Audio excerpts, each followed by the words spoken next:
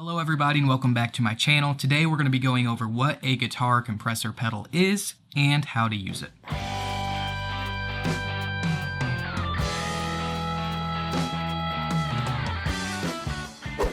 So today is all about compressors. I'm going to be going over what a compressor pedal is, what it does, and how to use it.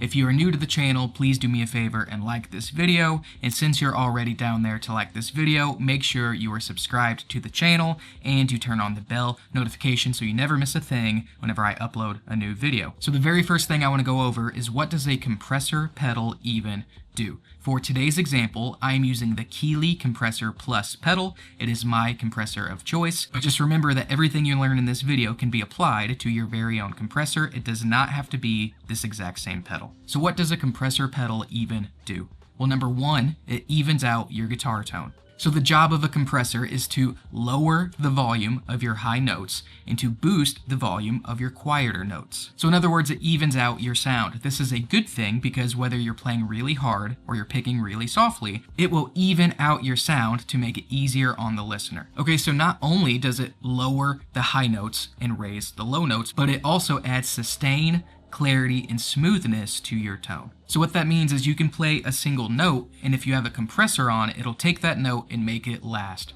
longer. If you want a really good example of how compressor pedals affect your sound, think of your favorite country artist or your favorite chicken pickin' style guitar player, and they probably are using a compressor. What it does is just flatten everything, make it sound even. It also adds some sustain to what you're playing. So to give you an example, I'm going to play the same exact lead line without compression and then with compression. So this is without.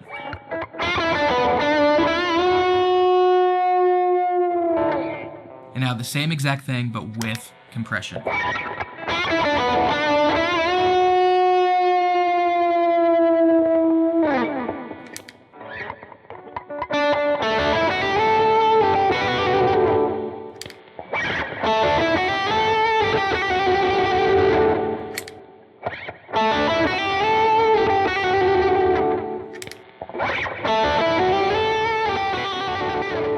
I have it set up as a subtle effect just to round out my tone and make my quieter parts louder and my louder parts quieter, but you can set up your compressor pedal to be as noticeable as you would like. So now that we know what a compressor does, I want to go over why guitar players would use a compressor. So in my opinion, the number one reason a guitar player would want to use a compressor is it makes your lead lines stick out in the mix without being too harsh or too loud. It also can make your playing more tight and responsive, which in return can boost your confidence when it comes to playing. So this effect is great for funk, country, worship tones, ambient playing, whatever it is. Compression typically just adds an overall smoothness to your sound. Think of it as that effect you may use when you already love your sound, but you want it to be just that 10% better, or you're noticing some inconsistency in your volume when it comes to playing chords or lead lines. Now I'm going to take the time to explain the basic controls of a compression pedal. Alright, so we're going handy iPhone so that I can show you exactly what I'm doing here on my board. Again, this is the Keeley Compressor Plus.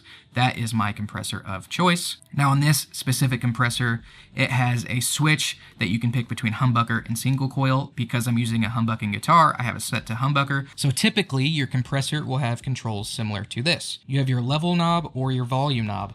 This sets the output volume that you're sending from this pedal. You will have either a sustain or compression knob, and this knob controls how much compression is applied to your signal. Some pedals may have an attack knob, this one does not, and an attack knob determines how quickly the compressor kicks in after a note is played. You'll have a blend or mix knob. This will allow you to keep as much dry signal as you would like. So if you would like the effect to be a little bit more subtle, you can bring down the blend or mix, whatever it's labeled on your pedal. So your tone knob is pretty self-explanatory. Think of it as controlling how much top end you have or just your overall tone of the pedal. So when you're adding a compressor to your board, it is a good rule of thumb to put it first in your signal chain.